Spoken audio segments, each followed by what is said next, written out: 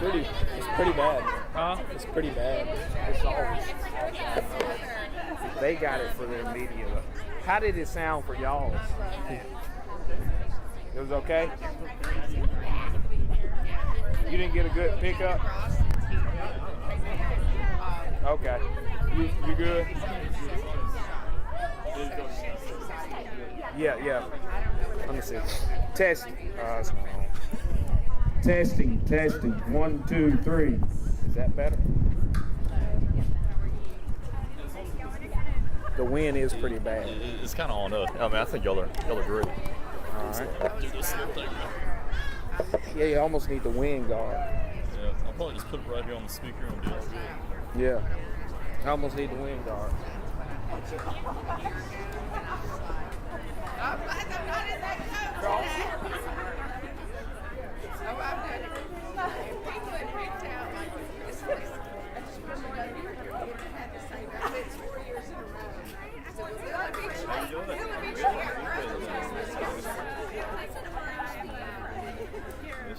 Cheers. It is a little windy.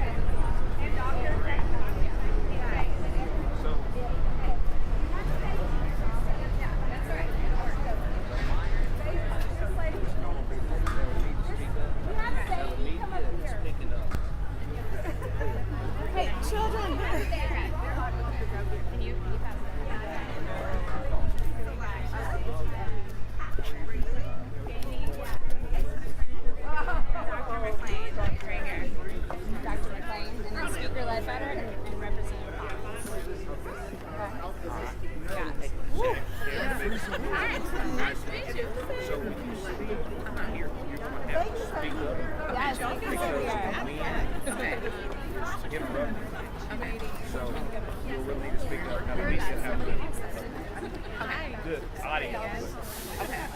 Got you. I have questions about that picture you just sent.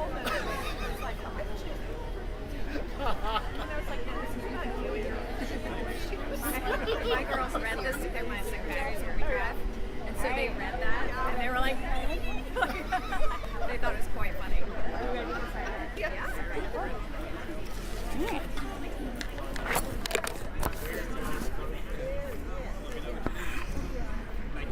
Hi everyone. Can you hear? Oh, I gotta turn it on. There we go. Does that work? Can y'all hear me? Can you hear me? Is that working? Okay, there we go. You gotta turn the mic on for it to work. Hi everyone. Thank you so much for being here today. I know it takes a lot to rearrange life and figure out work and childcare. We know many of you traveled many hours to be here, and we do not take that for granted, so thank you.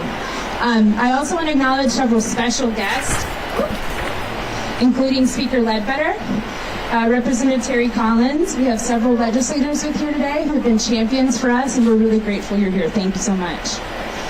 My name is Corinne O'Brien, and I'm an IVF mom. I'm also the founder of Fight for Alabama Families. And I wanted to start this morning by telling a little bit about my story and what we're doing here today.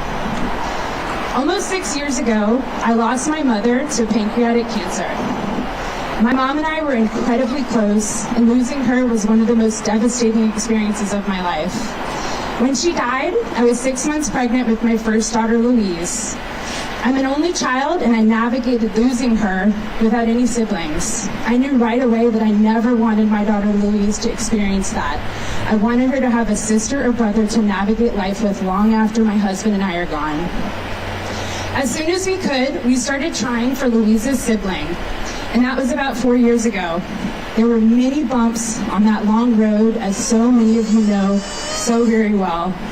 We began working with Dr. Mabel McLean, at Alabama Fertility who held our hands and as we navigated several years of fertility treatments, countless blood draws, endless heartbreak, 4 IUIs, and finally, our first round of IVF in October 2023.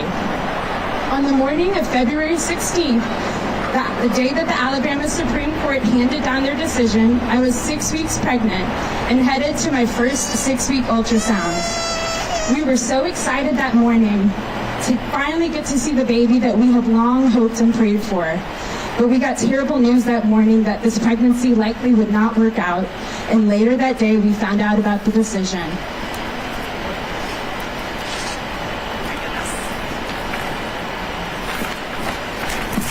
Over the next few days, like so many of you, we did not sleep much as fertility clinics started to close across the state. We were devastated that we would lose our baby, and devastated that we would lose access to the only thing that would help give Louise a sibling. The Thursday after the decision, I woke up with this feeling that I needed to do something, and I really believe that this came from my mom. I could hear her saying to me, "You work at the Statehouse, you know these legislators, and you are going through IVF. What are you going to do about this?"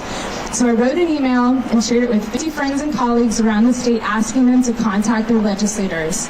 And by the end of that day, hundreds of emails had been sent, and that was the day that Fight for Alabama Families was born.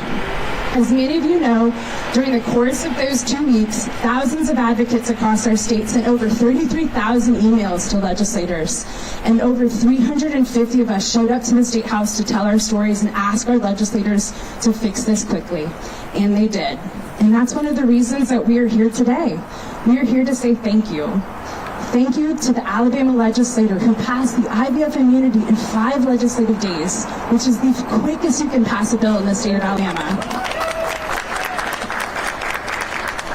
We are incredibly grateful for the leadership of Speaker Nathaniel Ledbetter, who was one of the early champions for IVF families and urging the legislature to take action.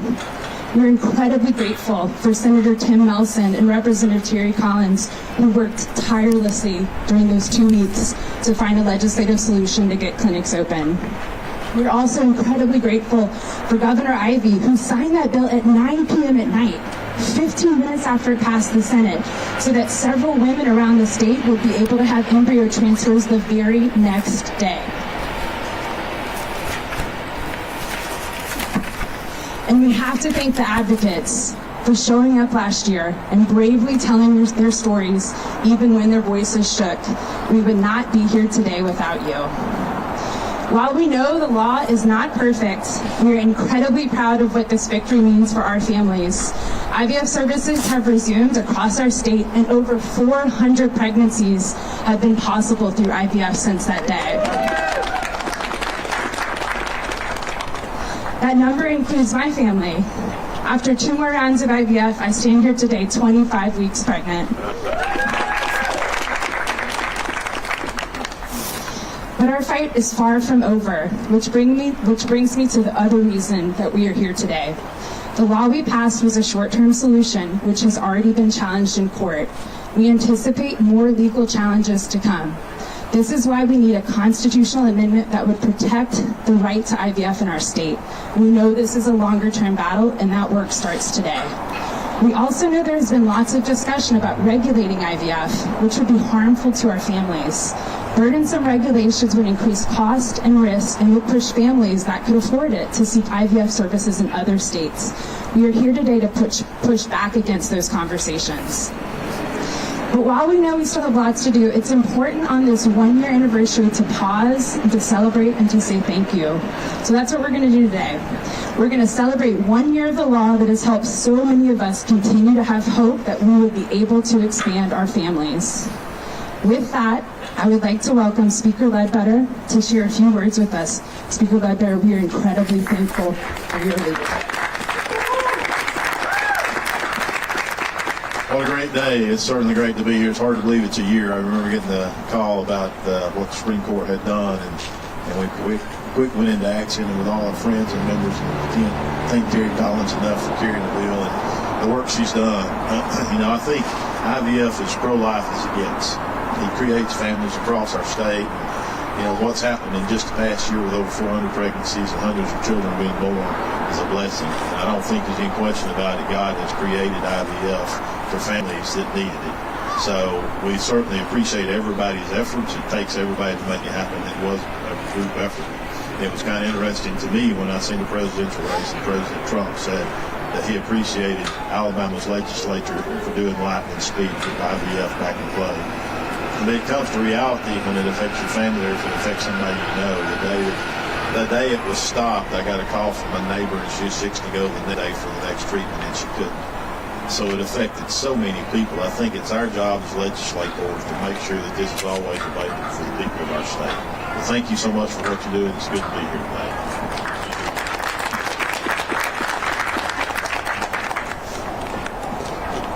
Thank you. I'm Terry Collins, and it's been my privilege to work on this bill and several other bills that I think have truly made a difference for the state. And I think when you're working on something like that, you know, Corinne mentioned we passed that bill in 5 days, and I'll assure you that all 5 of those legislative days and every day in between it, that bill changed. It changed constantly, but that's what you do with really important legislation, to keep making it right. And so I want to thank these moms that are here today. I want to thank the doctors that have been so good to work with us and help explain procedures that we really didn't fully understand. And so it's been a good day. I love that we're celebrating a year of babies and of families, and that's the most important thing that we do around here for Alabama. Thank you.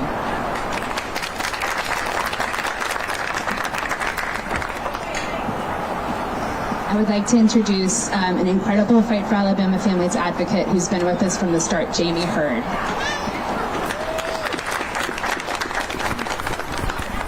Good morning. My name is Jamie Hurd, and I'm here today as a mother because of fertility treatment. My son is here today because of the care and the expertise of my doctors and the access that I had to treatment in Alabama. Recently, my husband and I went through another transfer, one that was only possible because of the immunity bill that was passed. And while that transfer ended in heartbreak, we still have hope. We have 4 embryos remaining, each one representing a chance to continue growing our family. Without the immunity bill, my clinic would still be unable to perform these vital services, and for that I'm grateful. But today, I am also here to sound the alarm. We cannot afford to go back. Fertility treatment gave me my son. Harmful legislation could take that chance away from so many others. We still are in need of full and permanent protection. Harmful regulations that would change the standard of care for IVF would not only make fertility treatment more challenging for those that depend on it, but also drastically increase the cost, putting the dream of parenthood further out of reach for so many. Fertility treatment is already an emotional and financial struggle for families. Adding unnecessary legal barriers could strip away the hope that so many of us hold on to. This isn't about politics, it's about parenthood. It's not just about preserving access, it's about ensuring that the path to parenthood remains possible and affordable for all Alabama families who need this care. To our legislators, thank you for passing the immunity bill, but our work is not done. Families aren't political. Protecting fertility treatment shouldn't be either. I urge you to continue protecting access to fertility treatment here in Alabama. Stand with us. Help us ensure that no harmful legislations pass that would take away the chance to build our families. Let's protect the path to parenthood, not put up roadblocks, because everyone in Alabama deserves the chance to build or grow their family. Thank you.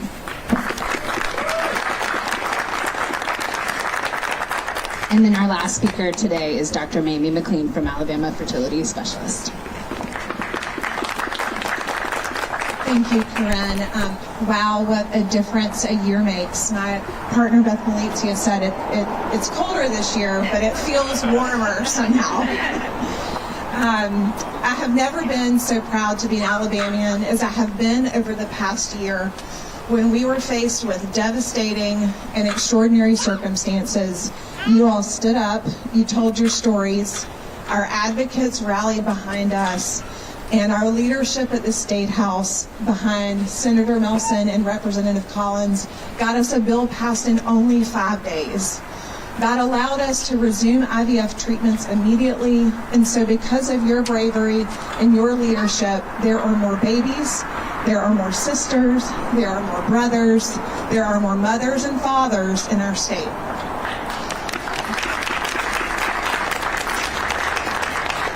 However, there are many who remain. They are still working, they are still hoping, and they are still waiting. And so they deserve our support and protection of the treatments that they need. We are at a pivotal time in American history, and the eyes of our country remain turned to our beloved state. So what we do next will affect future generations, Alabama families, in real and tangible ways. What IVF treatments will be available to your daughters and your daughter's daughters and your son and your son's children. We must protect access to high-quality fertility treatments. Because these days, nearly everyone is pro-IVF, but some of our so-called supporters support IVF but, meaning they support IVF as long as it comes with restrictions and harmful regulations and asterisks and stipulations. We must not accept substandard fertility treatments. Alabama families deserve better. So you must continue to be brave and tell your stories. And advocates, you must continue to rally behind us.